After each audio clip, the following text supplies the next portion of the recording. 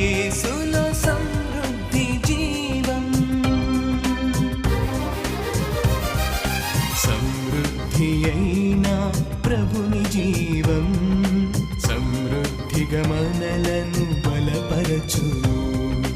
సమృద్ధి అయిన ప్రభుని జీవం సమృద్ధిగా మనలను బలపరచు. అలసిన హృదయాలకు ఇది సమృద్ధి జీవం, విరిగిన హృదయాలకు వాక్యామృత జీవం. ఓ నేస్తమా వీక్షించుమా యేసులో సమృద్ధి జీవం. ఓ నేస్తమా వీక్షించుమా యేసులో సమృద్ధి జీవం. యేసులో సమృద్ధి జీవం, యేసులో సమృద్ధి జీవం, యేసులో సమృద్ధి జీవం, యేసులో సమృద్ధి జీవం. సమృద్ధి జీవం, సమృద్ధి జీవం, సమృద్ధి జీవం, సమృద్ధి జీవం.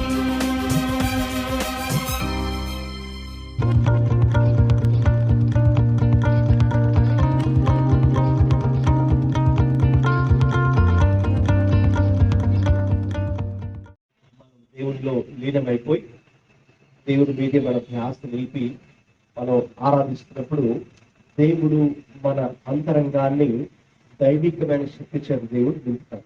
హల్లెలూయా. బహుశా మీరు ఇక్కడికి మీ అంతరంగంలో బలహీనులుగా వచ్చి ఉండొచ్చు. అయితే ఇక్కడ మనం స్థుతించినప్పుడు దేవుడు ఏం చేస్తాడండి, ఆ అంతరంగాన్ని మన ఆయన శక్తి చేత దేవుడు మనల్ని నింపుతాడు. హల్లెలూయా.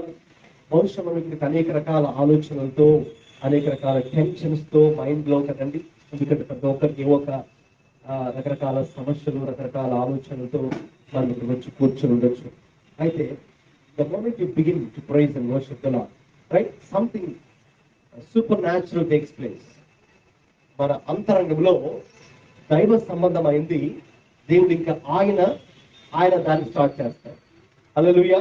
సో మనం ఏ స్థితిలో మీకు వచ్చినప్పుడు కూడా, ఏ పరిస్థితుల్లో వచ్చినప్పుడు కూడా మన మైండ్ లో మన ఆలోచనలు రకాల ఆలోచనలు ప్రెషర్స్ టెన్షన్స్ ఉన్న మనం వెళ్తున్నప్పుడు కూడా, సో ఇక్కడికి వచ్చి మనం దేవుని సంగతి కూర్చొని మన దేవుని స్తుతించడం ఎప్పుడైతే ప్రారంభిస్తామో ఇక పరిశుద్ధాత్ముడు ఆయన పని స్టార్ట్ చేస్తాడు. హల్లెలూయా.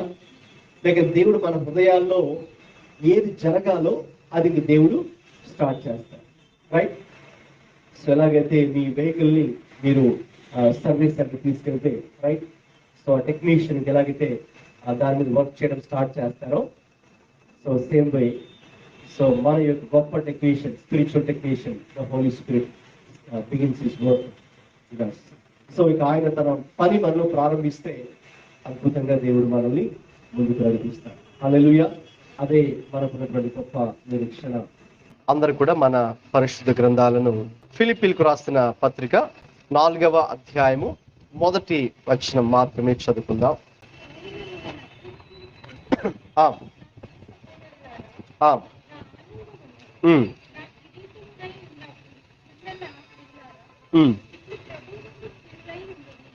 ఇట్లు ప్రభువునందు స్థిరులై ఉండుడి. ఇంగ్లీష్ లో ఫిలిపియన్స్ చాప్టర్ 4 verse 1.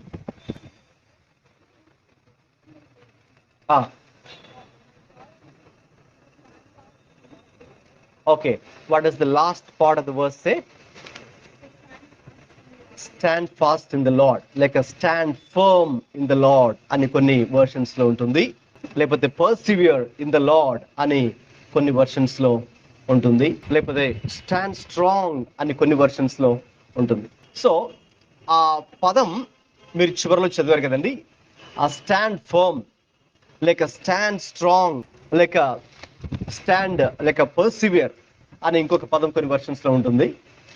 సో ప్రభు యందు స్థిరులై ఉండుడి అని చెప్తున్నారు. సో ఆ పదము వాస్తవంగా మిలిటరీ టెర్మినాలజీ రిలేటెడ్ అయినటువంటి వర్డ్ అనమాట. సో ఎవరైనా సరే వాళ్ళు డిఫెన్స్ లో ఉన్నటువంటి వాళ్ళు ఆర్మీ, ఎయిర్ ఫోర్స్, నేవీలో ఉన్నటువంటి వారు, వాళ్ళకి ఒక ట్రైనింగ్ స్టార్టింగ్లో మీకు తెలుసు కదండి, వాళ్ళకు ఉన్నటువంటి ట్రైనింగ్ ఉంటుంది. సో అందులో అక్కడ అన్ని రకాల ఇన్స్ట్రక్షన్స్ వాళ్ళకు ఆ ట్రైనింగ్లో ఇవ్వడం జరుగుతుంది. అంటే వాళ్ళు ఒకసారి ఇందులో కమిట్ అయిన తర్వాత ఓకేనండి, వాళ్ళు మరి ఏ రీతిగా ఇక దానికోసం వాళ్ళు ఇంకా చాలా స్ట్రాంగ్గా ఉండాలి. ఇంకా ఒక్కసారి ఆ యొక్క ఆర్మీలోకి వాళ్ళు ఎంటర్ అయిపోయిన తర్వాత, ఆ ట్రైనింగ్ తీసుకున్న తర్వాత, ఇక ట్రైనింగ్ ముగించుకున్న తర్వాత ఇంకా దానికోసం వాళ్ళు ఇంకా కమిటెడ్గా ఉండిపోవాలి. ఇంకా మధ్యలో ఏ ఎక్స్క్యూజెస్ కూడా వాళ్ళకి చెప్పడానికి ఛాన్స్ లేదు. ఇంకా వాళ్ళకి ఇష్టం వచ్చినట్టుగా లేక వాళ్ళకి నచ్చినట్టుగా వాళ్ళు ఉండడానికి వీల్లేదు. సో అది ఒక విధంగా చెప్పాలంటే ఇంకా వాళ్ళు ఒక స్ట్రాంగ్ డెసిషన్ తీసుకొని అందులో ఉంటారు. మీకు తెలుసు కదండి ఎలాగా మిలిటరీలో ఉన్నటువంటి వాళ్ళు, సో వాళ్ళ యొక్క టాస్క్ అంటే వాళ్ళ యొక్క వర్క్ ఫోకస్గా వాళ్ళు ఉంటారు అన్నమాట. ఇంకా సో వాళ్ళ కమాండింగ్ ఆఫీసర్ సో ఏదైతే వాళ్ళకి చెప్పడం జరుగుతుందో ఇంకా దాన్ని ఖచ్చితంగా వాళ్ళు దాన్ని తూచ తప్పకుండా పాటిస్తారు. ఇంకా వాళ్ళకి ఏ డిస్ట్రాక్షన్స్ ఒకవేళ ఉన్నా కూడా వాళ్ళు ఇంకా వాటిని పట్టించుకోరు. లేదు, వాళ్ళకు ఒక టాస్క్ వాళ్ళ ముందు ఉంది. సో కాబట్టి మేబీ సడన్గా ఒక మరి పాకిస్తానో లేకపోతే చైనా వాళ్ళు మనం ఈ యుద్ధానికి దిగాలని వాళ్ళు ప్లాన్ చేస్తున్నారు అనుకుందాం. సో ఆ న్యూస్ తెలియగానే వెంటనే మన వాళ్ళు ఇక్కడ అలర్ట్ అయిపోయి కదండి, సో వాళ్ళు ఇంక వెంటనే అక్కడ మరి ఆల్రెడీ బార్డర్లో బిఎస్ఎఫ్, బార్డర్ సెక్యూరిటీ ఫోర్స్ ఎవరైతే ఉన్నారో సో వాళ్ళు అలర్ట్ అయిపోయి కదండి, లేకపోతే ఇంకా ఎక్స్ట్రా ఎక్కువ మంది కూడా ఇంకా రావాలనుకుంటే, అక్కడ కావాలనుకుంటే ఆర్మీని వాళ్ళు అక్కడ తీసుకుని వచ్చి ఇంకా అక్కడ చాలా జాగ్రత్తతో వాళ్ళు ఆ బార్డర్ని, ఆ సరిహద్దుల్ని వాళ్ళు మరి కాపాడడానికి వాళ్ళు రెడీ అయిపోతారు. ఇంకా వాళ్ళు ఇంకా ఒకవేళ యుద్ధమే కనుక వస్తే కనుక ఇంకా అలర్ట్ అయిపోయి మరి వాళ్ళు చాలా జాగ్రత్తగా యుద్ధంలో కూడా వాళ్ళు ఫోకస్డ్గా పార్టిసిపేట్ చేస్తారు. సో ప్రజెంట్ కూడా మనకు యుద్ధం జరుగుతుంది, ఇజ్రాయెల్కి ఇరాన్కి కూడా యుద్ధం జరుగుతుంది.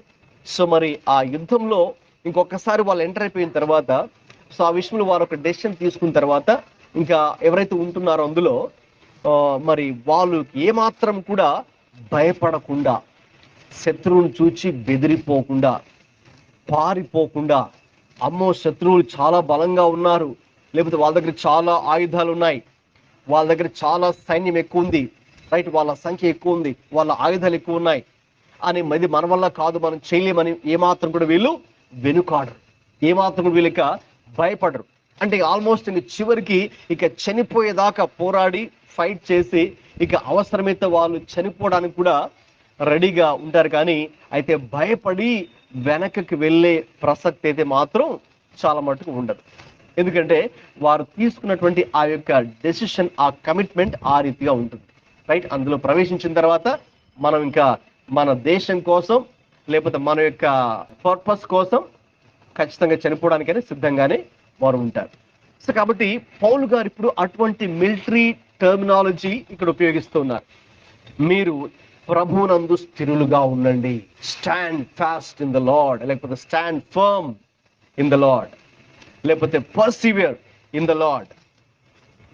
మరి అటువంటి పదాలు పౌలు గారు అక్కడ ఉపయోగిస్తూ ఎందుకు విశ్వాసులకి ఈ యొక్క మాట చెప్పాల్సి వచ్చింది?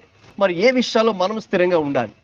ఎందుకంటే మనందరికీ ఉన్నటువంటి ఒక శోధన ఏంటి అంటే, ప్రభువునందు స్థిరంగా ఉండకుండా మరి కదిలిపోయే వారిగా ఉండడానికి అపవాది అనేక ప్రయత్నాలు వాడు కూడా చేస్తూ ఉంటాడు. సో మనం దేవునిలో స్ట్రాంగ్గా ఉండకుండా, బలంగా మనం దేవునిలో ఆత్మీయంగా విశ్వాసంలో బలంగా ఉండకుండా మనం బలహీనులుగా మారడానికి వాడు అనేక ప్రయత్నాలు వాడు చేస్తూ ఉంటాడు. ఇంకా చెప్పాలంటే వాడి టార్గెట్ ఎవరి మీద ఉంటుందంటే, ఎవరైతే విశ్వాసంలో బలంగా ఉంటారో, దేవునిలో బలంగా ఉన్నారు నేను అని అనుకుంటూ ఉంటారో, వారిని బలహీనపరచడానికి శత్రువు ఎన్నో కుట్రలు, ఎన్నో కుతంత్రాలు చేస్తూ ఉంటాడు. అందుకే మన 1 పేతురు 5 ఉంటుంది, అపవాది గర్జించే సింహము వలె ఎవరిని మృంగుదునా అని వాడు ఎదురు చూస్తూ ఉన్నాడు. సో మరి వాడికి సమయం తక్కువే ఉంది కాబట్టి వాడి యొక్క ప్లాన్, స్ట్రాటజీ ఏంటి అంటే, మరి సాధ్యమైనంత మటుకు విశ్వాసులను వాడు బలహీనపరచాలి, విశ్వాసులను అవిశ్వాసులుగా మార్చాలి, బలవంతులను బలహీనులుగా మార్చాలి, ప్రార్థనా పరులను ఇక ప్రార్థనలో నుంచి వాళ్ళ ప్రక్కకి తప్పించాలి, దేవునిలో చాలా ఆసక్తిగా ఉన్న వాళ్ళని ఒక్కసారిగా వాళ్ళకి దేవుడి మీద నుంచి ఆసక్తిని మళ్లించాలి. అందుకే మీరు చూడండి, కొన్నిసార్లు మనకే కావచ్చు, లేక కొన్నిసార్లు మనం కొంతమంది చూస్తున్నప్పుడు వాళ్ళు చాలా ఆసక్తిగా దేవునిలో కొంతకాలం ఉంటారు.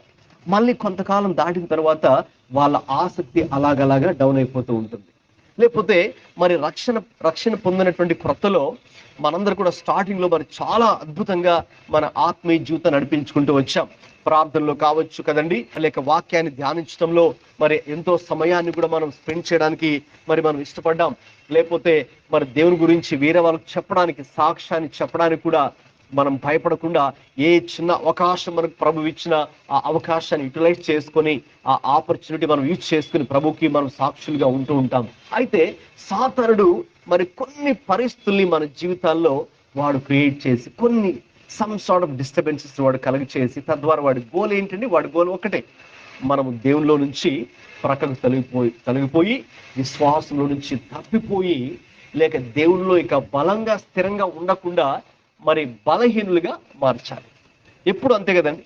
సో ఎప్పుడు కూడా శత్రు దేశాలు వాళ్ళు ఎప్పుడు ఏం చేస్తుంటారంటే అపోనెంట్స్ ని వాళ్ళు వీక్ చేయాలి. సో కాబట్టి వాళ్ళ వీక్ పాయింట్స్ ఏమో తెలుసుకొని వాళ్ళు స్ట్రాంగ్ అవడానికి ప్రయత్నిస్తూ ఉంటారు. సో అపవాది చేసే పని కూడా అదే. సో కాబట్టి అది మనందరి జీవితాల్లో ఉండేటటువంటి ఒక ప్రమాదమే. కాబట్టి అందుకే పౌలు గారు మీరు ప్రభువునందు స్థిరంగా ఉండాలి అలా అని చెప్తున్నారు. ఈ రోజున ముఖ్యంగా మీతో క్లుప్తంగా ఈ అధ్యాయంలో నుంచే ఏ విషయాల్లో మనం స్థిరంగా ఉండాలి, ప్రభు అందు స్థిరంగా ఉండాలంటే ఏ విషయాలు స్థిరంగా ఉండాలో చూద్దాం. ఒకటి తర్వాత ఒకటి చూద్దామండి. 4వ అధ్యాయంలో 2-3 వచనాలు చదవండి. ఆమ్ ఆమ్ ఆమ్ ఆమ్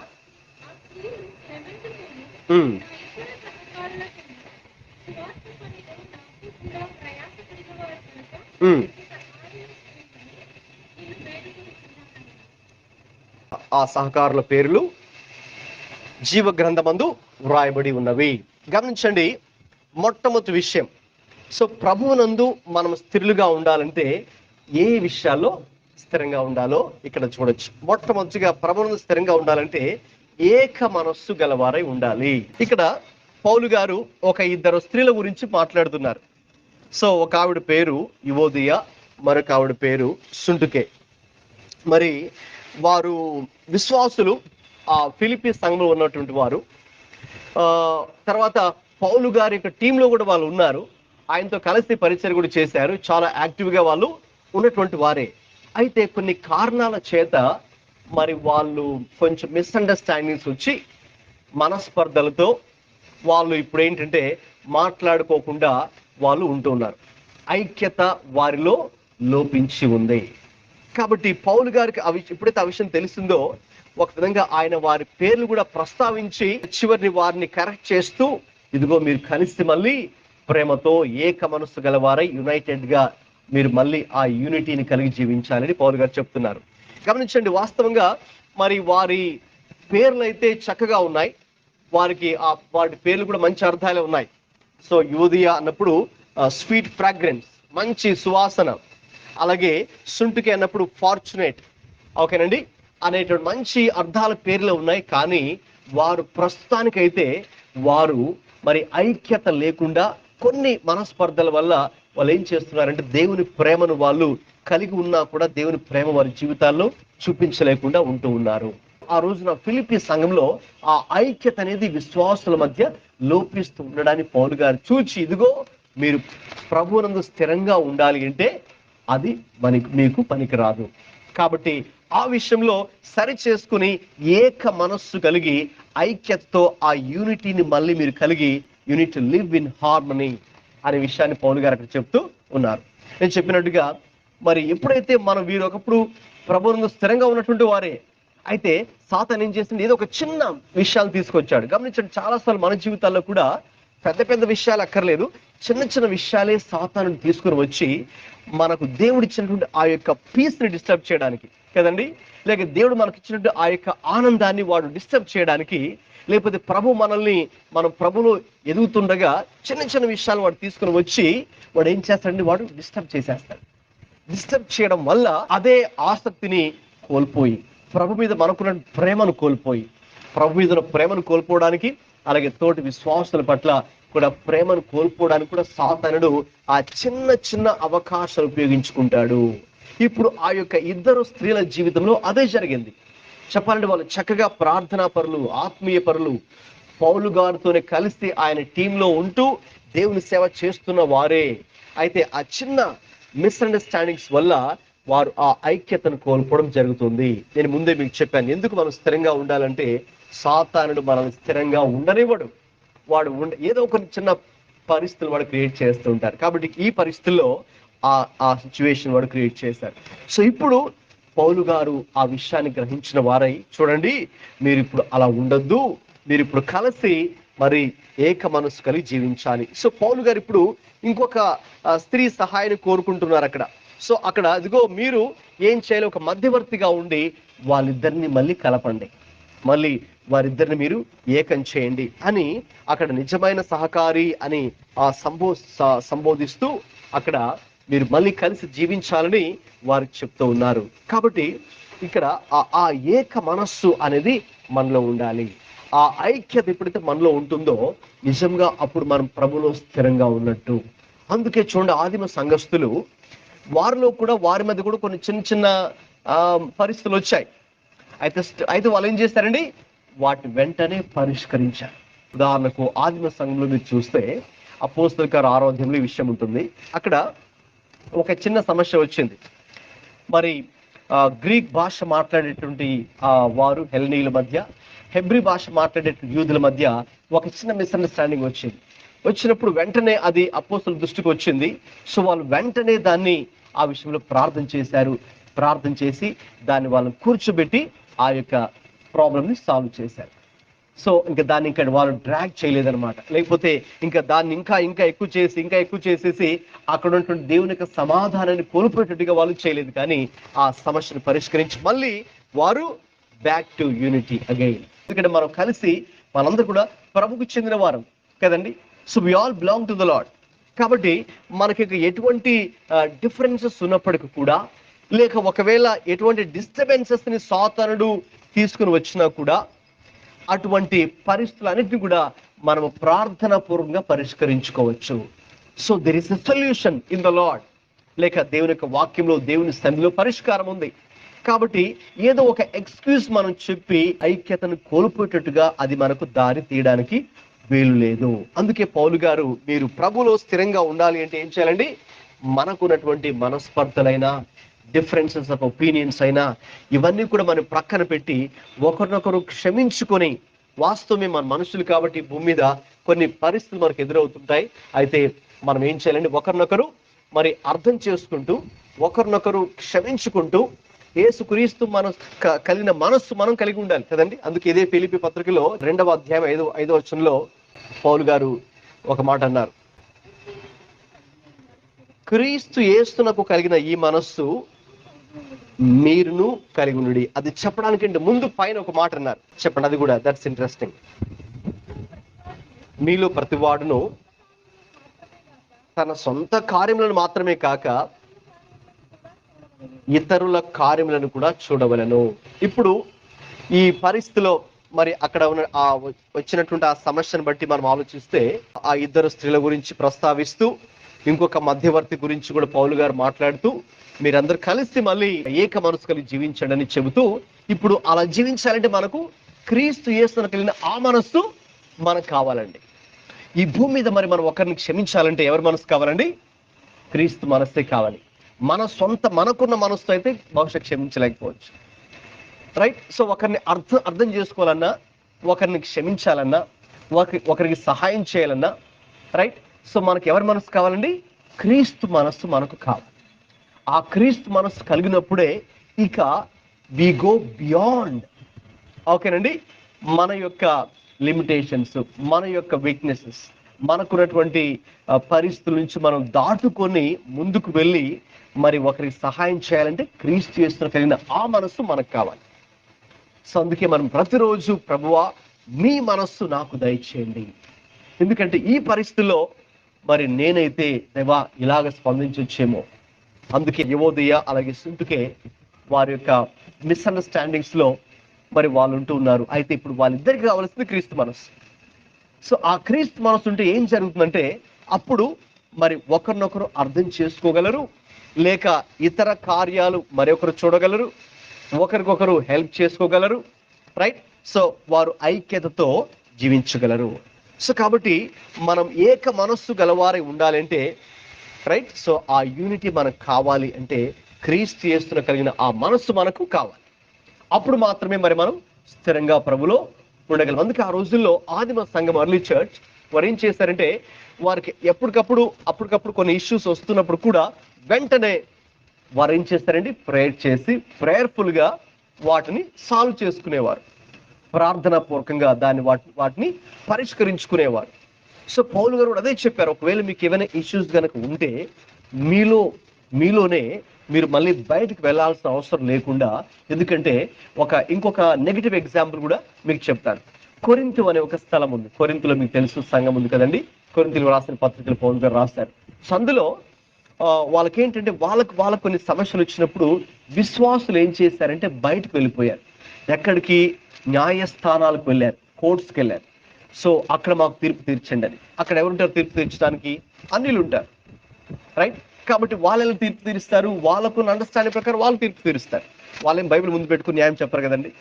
సో కాబట్టి ఇక్కడ విశ్వాసులు గొడవపడి విశ్వాసులు కొన్ని విషయాల్లో తగాదా వచ్చినప్పుడు అక్కడే కూర్చొని మరి ప్రార్థించి, ఓకేనండి, అక్కడ ఉన్నటువంటి లీడర్షిప్ సహాయంతో పరిష్కరించుకోకుండా వాళ్ళు ఏం చేస్తారంటే బయటికి వెళ్ళిపోయి అలా చేస్తుండగా పౌలు గారు దాన్ని చెప్పి పత్రిక రాస్తుందో, మీరు అలా చేయొద్దు.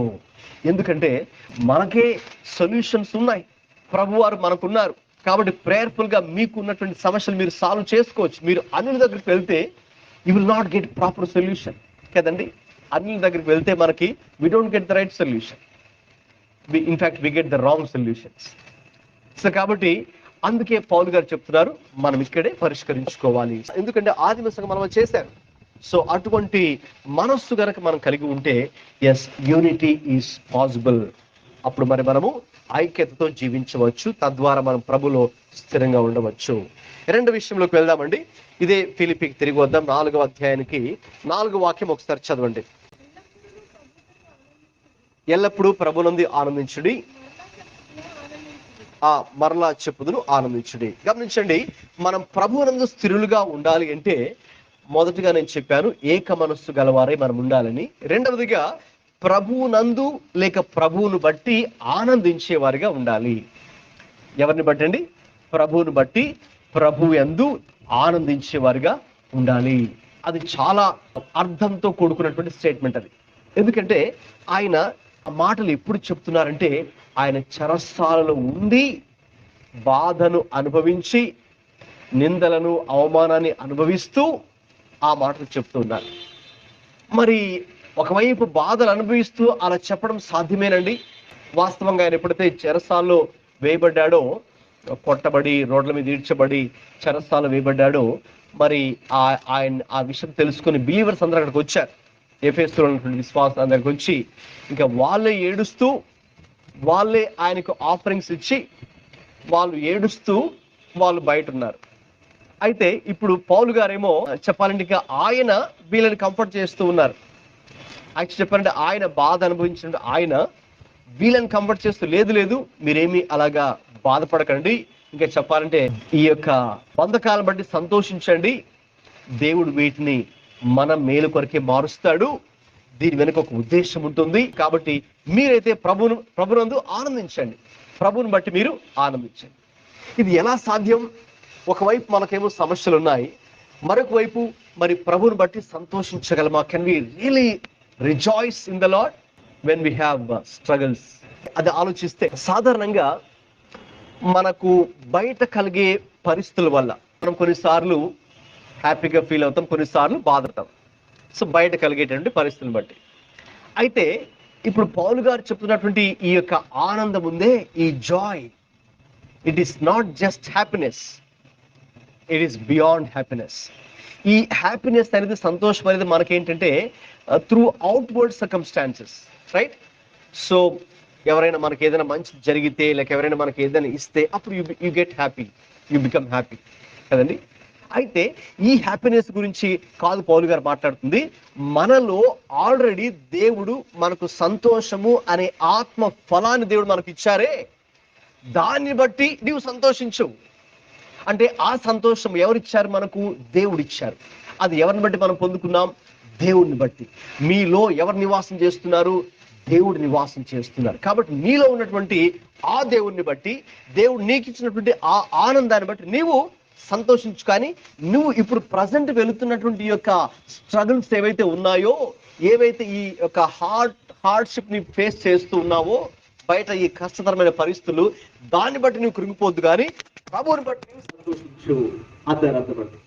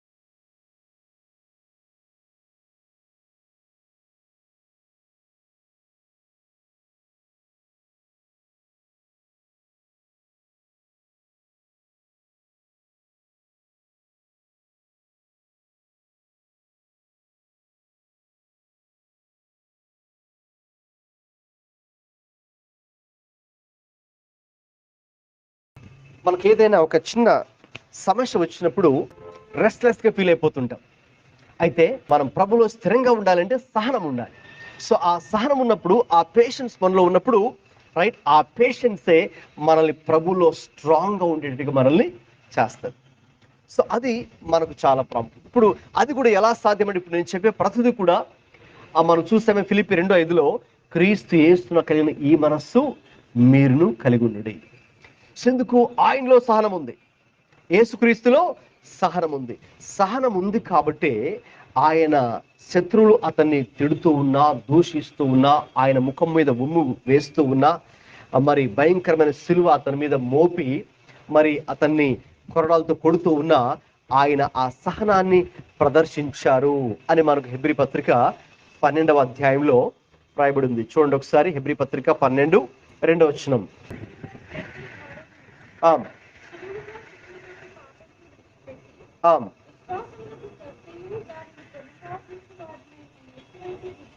యేసు వైపు చూచుచు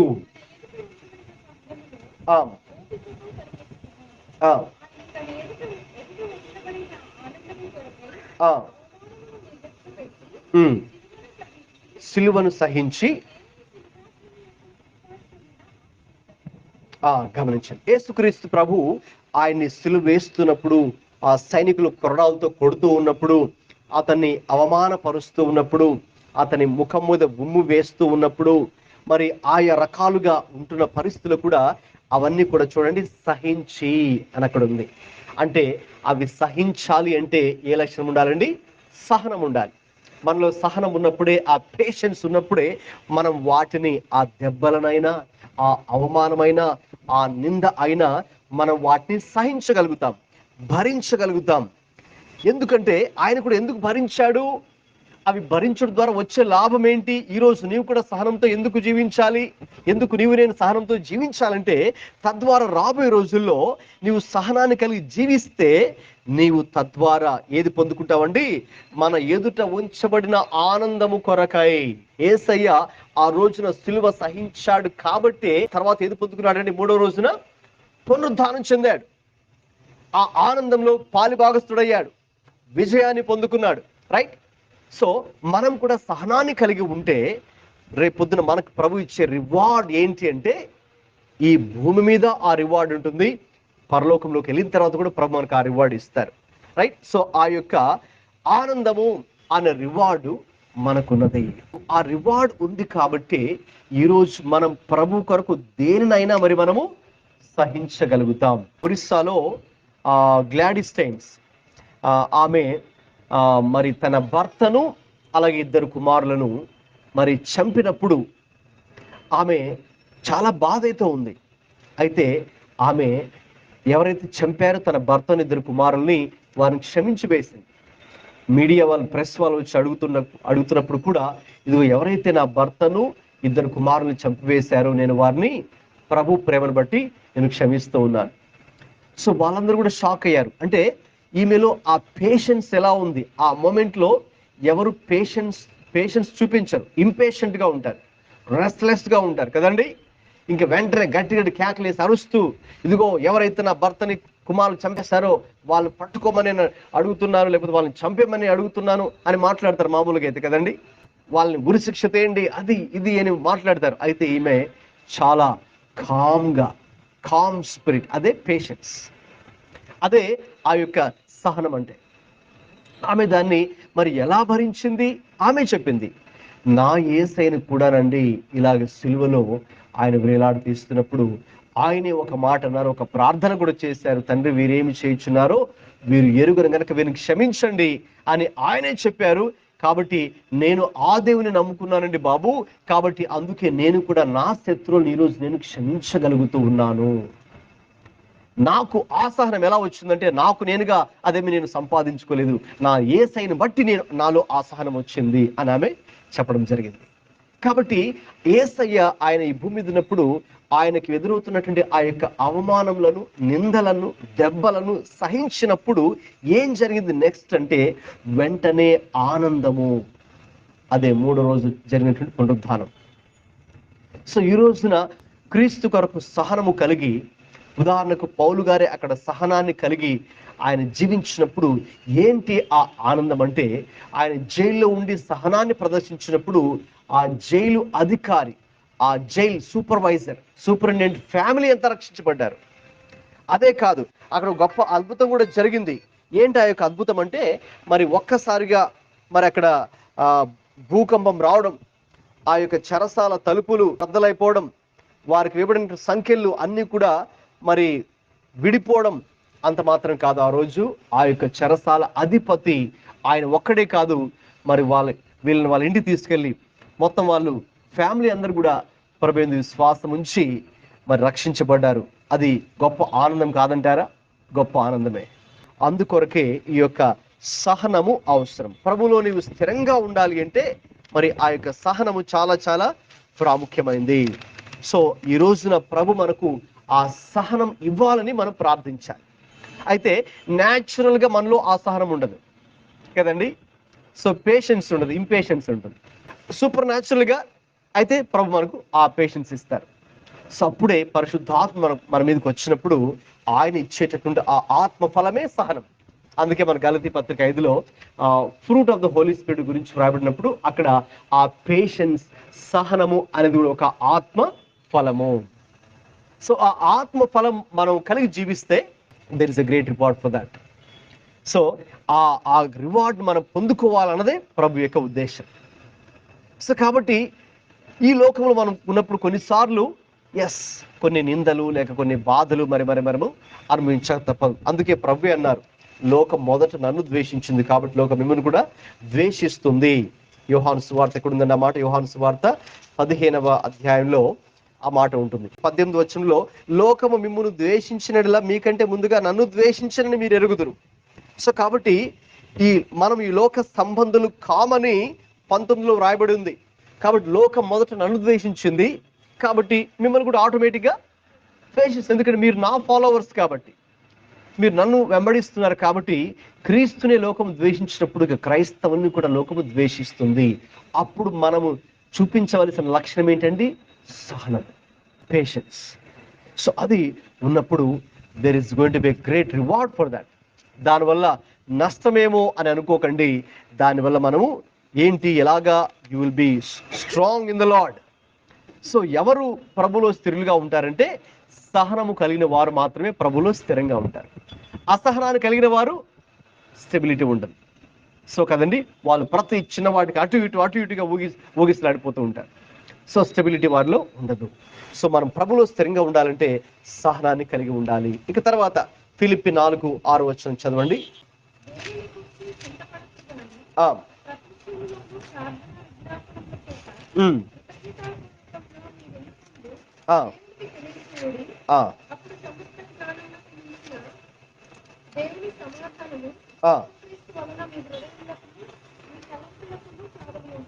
చాలండి, గమనించండి. ఇక్కడ మనం ప్రభులో స్థిరంగా ఉండాలంటే చింతించకుండా ప్రార్థించాలి. ఒకటి చేయకూడదు, ఒకటి చేయాలి. అయితే చాలా సార్లు మనం ఏం చేస్తామండి? ఆర్డర్ రివర్స్ చేస్తాం. చింతిస్తాము, ప్రార్థించాం. అయితే దేని చింతించకూడదు? అక్కడే ఉంది, చదవండి. చింతించడానికి ముందు ఏముంది? దేనిని గూర్చి కదమ్మా, ఉంది కదా. దేనిని గురించి చింతించొద్దు అంటే ఏ విషయమైనా కావచ్చు, చింతించొద్దు అనేది ప్రభు యొక్క మాట. యేసయ్య చెప్పాడు, మత్తయి సువార్త, నువ్వు చింతించడం వల్ల ఏమైనా సాధించగలవా? సాధించలేవు. నువ్వు చింతించడం వల్ల ఏదైనా మనం సాధించగలమా? ఏది సాధించలేం. దానివల్ల నష్టమే కానీ లాభం లేదు. మనం చింతిస్తే అటు ఆత్మీయంగా నష్టమే. ఎందుకంటే ప్రభు చెప్పిన దాన్ని నువ్వు చింతించొద్దన్నాడు. నువ్వు చింతిస్తే మరి ఆత్మీయంగా నువ్వు ఎదగలేవు. అలాగే నువ్వు చింతిస్తే మన యొక్క భౌతికమైన ఆరోగ్యం కూడా క్షీణిస్తుంది. డాక్టర్స్ కూడా అదే చెప్తారు కదా.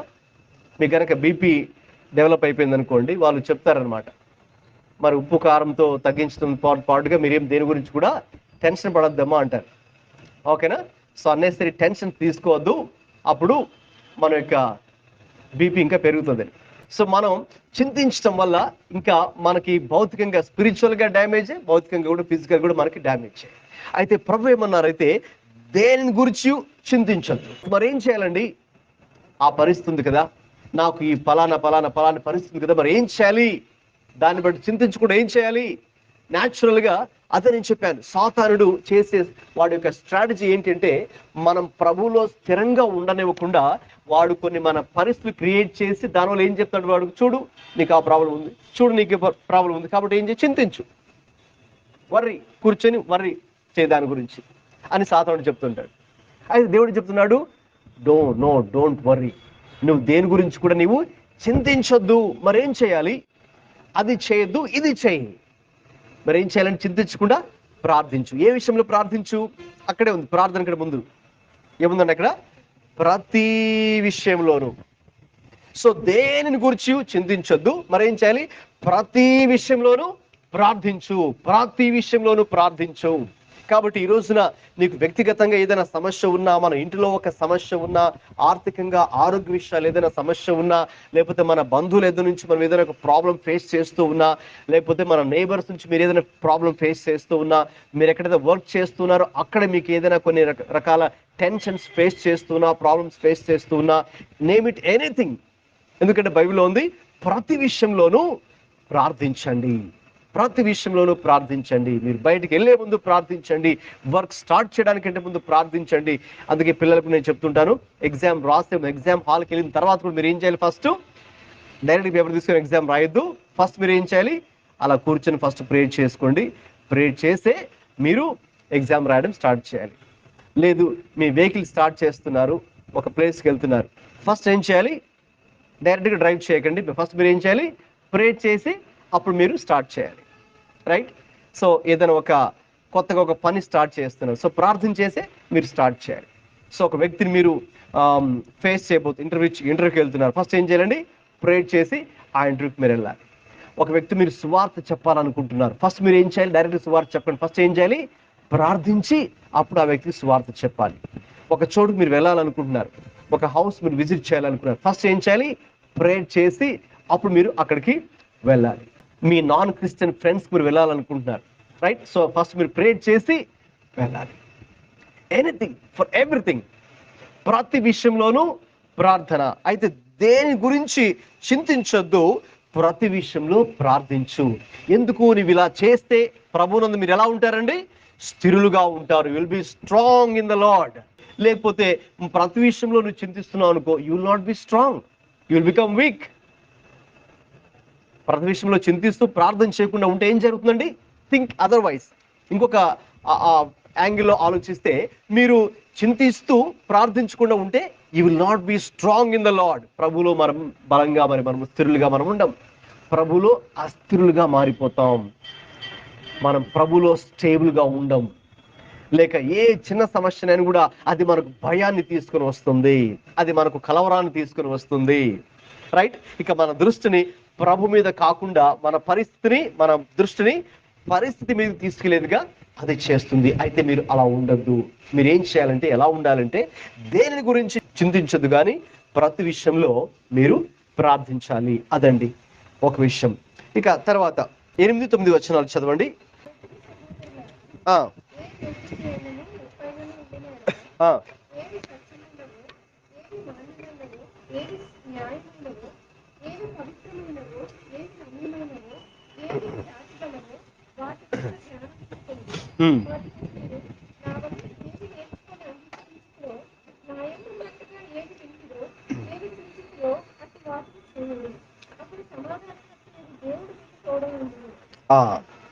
ఇంకొక విషయం ఏంటంటే, మనం ప్రభులో స్థిరంగా ఉండాలంటే ఈరోజు మీరు చదివినట్టుగా ఆ 8-9 వర్సెస్ మీరు చదివినట్టుగా మనము దైవ సంబంధమైన వాటిని మనము చేయాలి. లేదు, ఇంకా సింపుల్గా చెప్పాలంటే దేవుడు కోరుకుంటున్నవి మాత్రమే మనము చేయాలి. అందుకే అక్కడ చాలా స్పష్టంగా ఉంది, మనం ఏవి చేయాలంటే, ఏవి సత్యమైనవో అవే మనం చేయాలి.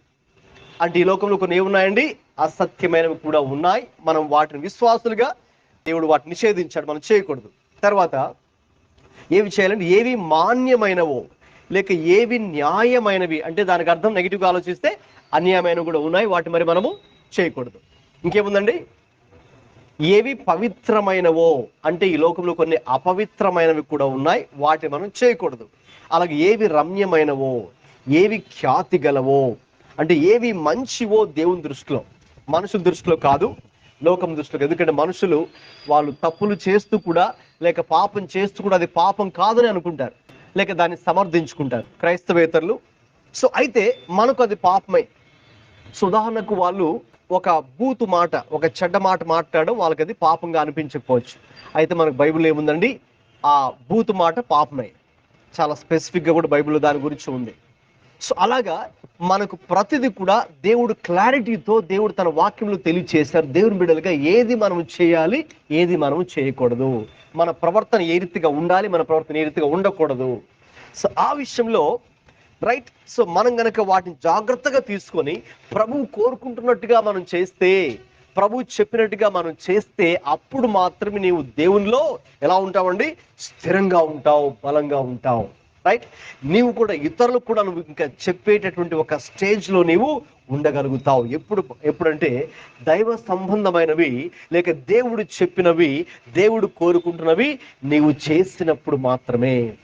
అలా గనక లేకుండా ఇక దానికి ఆపోజిట్గా దేవుడు చెప్పినట్టుగా కాకుండా ఇక మన ఇష్టమైనటువంటి మార్గంలో మనం వెళ్తే, ఏమాత్రం కూడా మరి దేవుడు చెప్పిన మాటకు మనం ప్రయారిటీ ఇవ్వకుండా, దేవుని యొక్క వాక్యాన్ని ప్రక్కన పెట్టేసి మన ఓన్ వేలో మనం వెళ్తే, మన ఇష్టానుసారంగా మనము నిర్ణయాలు తీసుకుంటే, మన ఇష్టం వచ్చినట్టుగా మరి మనం ప్రవర్తిస్తే, right. So you will not be strong in the Lord. నీవు ప్రభువులో నీవు స్థిరముగా ఉండవు. రైట్. సో దానివల్ల చాలా చాలా నష్టం. ఎవరికి నష్టం? నీకు నష్టం, నీతో ఉన్నవారు కూడా దానివల్ల నష్టము అనుభవించాలి. రైట్. సో మనం బైబిల్లో చూస్తాం. సో కొంతమంది వాళ్ళు ఎప్పుడైతే దైవ సంబంధమైన వాటివి కాకుండా దేవునికి వ్యతిరేకంగా వాళ్ళు వెళ్ళి ఎప్పుడైతే వారు చేశారో, దానివల్ల నష్టం జరిగినట్టుగా మనం చూస్తూ ఉన్నాం. అయితే అది మన జీవితాల్లో జరగకూడదు. సో మన ముందు దేవుడు ఈ యొక్క ఉదాహరణలు పెట్టినప్పుడు మనమైతే ప్రభులో స్థిరంగా ఉండాలి కాబట్టి ఆయన కోరుకుంటున్నవే మనము చేయాలి. ఎలాగైతే మరియా మరి ఒకసారి వివాహ విందులో ఉన్నప్పుడు ఆ సేవకులతో చెప్తుంది కదండి, ఏమని, ఈయన మీతో చెప్పునది మీరు చేయండి. అంటే ఆయన మీతో ఏది చెబుతున్నాడో అది మీరు చేయాలి. సో మీరు ప్రతిరోజు ప్రభుతో సహవాసం చేస్తున్నప్పుడు, ప్రార్థనలో ఉన్నప్పుడు, వాక్య ధ్యానం చేస్తున్నప్పుడు ప్రభు మీతో ఖచ్చితంగా ఇదిగో నువ్వు ఇది చెయ్యి అని దేవుడు చెప్తారు. సో కాబట్టి అది ఇక మన మైండ్ దాన్ని ఫిక్స్ చేసుకోవాలి. రైట్. సో మనం ఏది చేయాలనుకున్నామో దానికి కాదు, ప్రభు ఏది చెప్తున్నాడో అది నేను చేసే వ్యక్తిగా ఉండాలి. అప్పుడు మాత్రమే మనం ప్రభులో స్థిరంగా ఉండగలుగుతాం. కాబట్టి ఈ రోజున ప్రభువుని ఆ విషయంలో కూడా మనం సహాయాన్ని అడుగుదాం. ప్రభువా, మరి మీరు ఏది కోరుకుంటున్నారు, నా జీవితంలో ఏది చేయాలని మీరు ఆశిస్తున్నారో నేను దాన్ని గ్రహించడానికి నా మనస్సును మీరు తెరవండి, నాకు ఆ విషయంలో సహాయం చేయండి అని మనం ప్రార్థన చేద్దాం.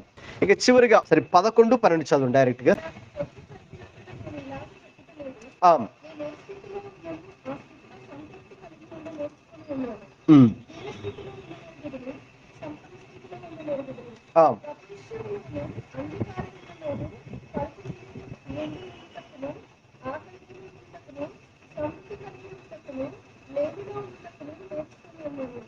గమనించండి, పౌలు మనకు ప్రభునందు స్థిరంగా ఉండమని చెప్తున్నారు.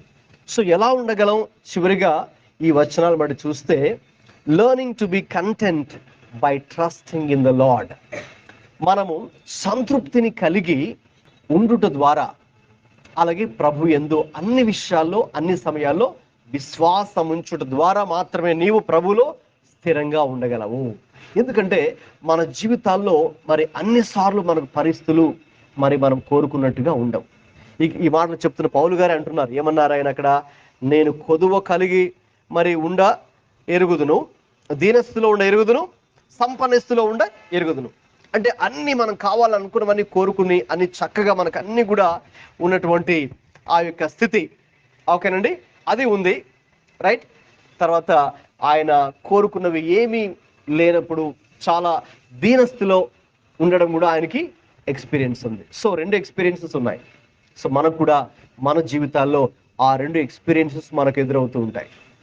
సో ఆ 2 ఎక్స్పీరియన్సెస్లో కూడా మనం ఒకటి నేర్చుకోవాలి. ఏంటంటే లెర్నింగ్ టు బీ కంటెంట్. దేవుడు మనల్ని ఏ స్థాయిలో ఉంచాడో, ఏది మనకు అనుగ్రహించాడో ఆ విషయంలో మరి సంతృప్తి కలిగి దేవునికి స్తోత్రాలు చెల్లిస్తూ ఇక ప్రతి విషయంలో learning to trust the Lord. ప్రభు యందు విశ్వాసం ఉంచడం, అది సంపన్న స్థితి అయినా కావచ్చు, ఓకే, లేక అది దీనస్థితి కావచ్చు. సంపన్న స్థితిలో ఉన్నప్పుడు మనం దేవుని విడిచిపెట్టకూడదు, దాన్ని బట్టి అతిశయించకూడదు. దీనస్థితిలో ఉన్నప్పుడు దాన్ని బట్టి కృంగిపోయి ప్రభుని విడిచిపెట్టకూడదు. చూడండి, రెండు డేంజరే. ఎందుకంటే కొన్నిసార్లు కొంతమంది సంపన్న స్థితిని బట్టి దేవునికి దూరంగా వెళ్ళిపోతుంటారు, కొంతమంది దీనస్థితిని బట్టి కూడా దూరంగా వెళ్ళిపోతూ ఉంటారు. రైట్? అయితే ఏ పరిస్థితి నిన్ను ప్రభుకి దూరంగా నేను చేయకూడదు. అందుకే పౌలు అంటాడు, ఏది కూడా నన్ను ప్రభు నుంచి మనల్ని ఎడబాటు చేయకూడదు. రైట్? సో అది poverty or riches or loneliness, లేకపోతే ప్రాబ్లమ్స్, ప్రెషర్స్ ఆఫ్ లైఫ్, లేకపోతే మన బంధువులు, లేకపోతే మన పరిస్థితులు, ఏది కూడా మనల్ని ప్రభు యొద్ద నుంచి మనల్ని వేరు చేయడానికి వీలు లేదు. ప్రభుతో మనం కలిగి ఉన్నటువంటి ఆ యొక్క సంబంధం, ఈ అవుట్వర్డ్ సర్కమ్స్టెన్సెస్ ఏవి కూడా మనల్ని ఇన్ఫ్లుయెన్స్ చేయడానికి వీలు లేదు. సో మనం ఆ రీతికి unit God your life in such a way that you will not allow any outward circumstances to disturb your relationship that you have with the Lord. ప్రభుతో మనం కలిగి ఉన్నటువంటి ఆ సంబంధాన్ని డిస్టర్బెన్స్ అయ్యేటట్టుగా అది చూసుకోకూడదు. సో కాబట్టి learning to be content by trusting in the Lord. ఇక అందుకే 13 అన్నాడు పౌలు గారు, నన్ను బలపరచు వాని యందే నేను సమస్తము చేయగలను. So is trusting God so much that he's depending on the Lord at all times. ఇక అన్ని పరిస్థితుల్లో ఇక ఆయన మీదే ఆధారపడడం పౌలు గారు నేర్చుకున్నారు. అది ఇంకా సంపన్న స్థితిలో ఉన్న ప్రభు మీద ఆధారపడ్డాడు, అలాగే లేమిలో ఉన్నా కూడా అప్పుడు కూడా ఆయన మీద ఆధారపడ్డాడు. So completely his focus is on the Lord, his trust is on the Lord. So కాబట్టి ఆ రీతిగా మనం ఉన్నప్పుడు, మన ఫోకస్ కూడా ప్రభువే అయినప్పుడు, మన డిపెండెన్సీ కూడా ప్రభువే అయినప్పుడు, ఇక ప్రభులో మనము ఎలా ఉంటామండి? స్థిరంగా ఉంటాం. You will be really strong in the Lord or you will stand firm in the Lord. ఎప్పుడు కూడా మనం ప్రభువుని మీద విశ్వాసం ఉంచాం. కాబట్టి ఈ రోజున ఈ విషయాలు మనం దృష్టిలో ఉంచుకుందామండి. సో ఆ ఒక్క విషయాన్ని మనం ధ్యానం చేసాం, ప్రభునందు స్థిరులై ఉండుడి. ఏ విషయాలు స్థిరంగా ఉండాలో ఈరోజు కొన్ని విషయాలు మీతో పంచుకున్నాను. స్థిరంగా ఉండాలంటే మొదటిగా నేను చెప్పిన విషయం ఏంటండి? మనం ఏక మనస్సు కలిగి ఉండాలి, ఐక్యత అనే విషయం గురించి చెప్పాను. రెండవదిగా మనం ప్రభువునందు లేక ప్రభువును బట్టి ఆనందించాలని చెప్పాను. మూడవదిగా అండి, సహనము కలిగి జీవించాలని చూశాం. నాలుగవదిగా, దేనిని గురించి చింతించకుండా ప్రతి విషయంలో ప్రార్థించాలి అని చూశాం. ఇంకా అలాగే ఇక దైవ సంబంధమైన వాటిని మాత్రమే మనం చేస్తూ ఉండాలి అని చూశాం. చివరిగా ఇక సంతృప్తి కలిగి అన్ని విషయాలలో ప్రభు యందు విశ్వాసం కలిగి జీవించినప్పుడు మాత్రమే నీవు నేను మనందరూ కూడా ప్రభువులు ఎలా ఉంటామండి? స్థిరంగా ఉంటాం. You will stand firm. ఇక నీవు దేనికి కూడా ఇక నీవు బెదరవు, భయపడ్డావు. సో ఆ యుద్ధం జరుగుతున్నప్పుడు ఆ యొక్క సోల్జర్ ఏ రీతిగా వారు బలంగా స్థిరంగా, ఇక ఏమాత్రం మైండ్ అటు ఇటు ఇక వేవరింగ్ మైండ్ కాకుండా, ఇక ఏమాత్రం భయపడకుండా, శత్రువు ఎంత బలమైన వాడైనా కూడా వాడిని ఫేస్ చేసి యుద్ధం చేసి మరి గెలవాలనే ఒక ఆలోచనతో ముందుకు వెళ్తారో, అలాగ మరి మనం కూడా ప్రభులో ఆ రీతిగా ఉండాలనే ప్రభు కోరుకుంటూ ఉన్నారు. అలా ఉండాలంటే 2 పత్రిక 5వ అధ్యాయం చూసినట్టుగా క్రీస్తు యేసున కలిగిన ఆ మనస్సు మనము కలిగి ఉండాలి. That's the key, that's the main key for everything. You want to stand firm in the Lord, దానికి మన ప్రభువే మాదిరి. కాబట్టి ఆయన మనస్సు, దేవా మీ మనస్సు నాకు ఇవ్వండి అని ఈ రోజున మరి మనము కలిసి అందరూ మరి ప్రార్థన చేద్దామండి. అందరూ మరి తలలు వంచి కళ్ళు మూసుకున్నట్లయితే మరి మనం మోకరించి ప్రార్థన చేద్దాం. ప్రభు యొక్క సహాయాన్ని అడుగుదాం. ప్రభు ఈ రోజు మనతో మాట్లాడినటువంటి మాటను బట్టి మొదటగా ప్రార్థన చేద్దాం. ఈ యొక్క మాట ఏదైతే మన దగ్గరకు వచ్చిందో, ప్రభునందు మీరు స్థిరులుగా ఉండుడి, ఆ విషయంలో మనము ప్రభునందు స్థిరంగా ఉండాలని, దేవుడే మనకి ఈ విషయంలో సహాయం చేయాలని ప్రార్థన చేద్దామండి. హల్లెలూయా. Thank you Lord. Thank you Jesus. Thank you master. Thank you Lord for your word this evening father. Thank you, Lord, that you want us to stand firm in the Lord. Will you please help each and every one of us this evening, O Lord, to be firm, to stand strong in the Lord. Hallelujah. Please forgive us, God, for many times to have been so weak, Lord, in standing with you, Lord. ప్రభువా మమ్మల్ని క్షమించండి తండ్రి. అనేక సార్లు నైనా మేమైతే తండ్రి బలహీనులుగానే ఉంటున్నామయ్యా, స్థిరంగా లేమయ్యా, అస్థిరంగా ఉంటున్నాం ప్రభువా, అటు ఇటుగా ఉంటున్నామయ్యా. కొన్నిసార్లు అయితే ప్రభువా, కొన్నిసార్లు అయితే తండ్రి అయ్యా మరి చిన్న వాటికి కూడా మేము తండ్రి కదిలిపోతూ డిస్టర్బ్ అయిపోతూ కూడా ఉంటాం ప్రభువా, డిస్ట్రాక్ట్ అవుతూ ఉంటాం ప్రభు తండ్రి. కొన్ని డిస్టర్బెన్సెస్ వచ్చినప్పుడు తండ్రి ఇదిగో తండ్రి మేమైతే ఇంకా కొన్నిసార్లు ప్రభు మీద పూర్తిగా తండ్రి చూడలేకపోతున్నాము నాయన తండ్రి. ఆ ఫెయిత్ కూడా కొన్నిసార్లు బలహీన పడుతుంది దేవా, మమ్మల్ని క్షమించండి తండ్రి. ఎస్ అవును దేవుని బిడ్డలారా, దేవుని యొక్క సన్నిధిలో అడుగుదాం.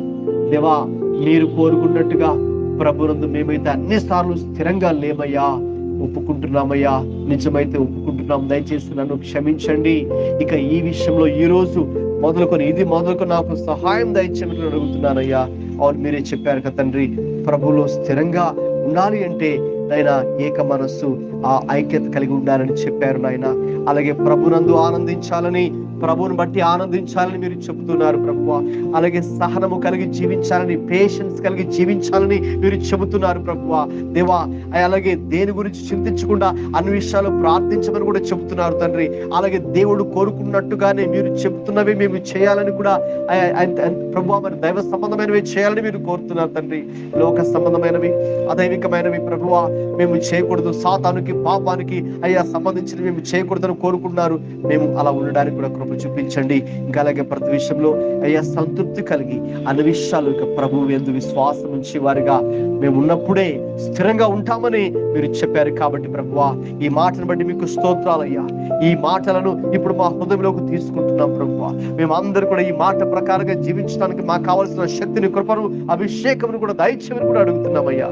అందరు కూడా దేవుని బిడ్డలారా ప్రార్థించిన ఒక నిమిషం పాటు ప్రార్థించండి. Ask the Lord to help you to stand firm in the Lord hereafter. Hallelujah. తండ్రి ఆత్మదేవుడా, ఏది మొదలుకొని ప్రభువు నందు స్థిరముగా ఉండుటకు మా అందరికి మీరు సహాయము దయచేయమని అడుగుతున్నాను తండ్రి.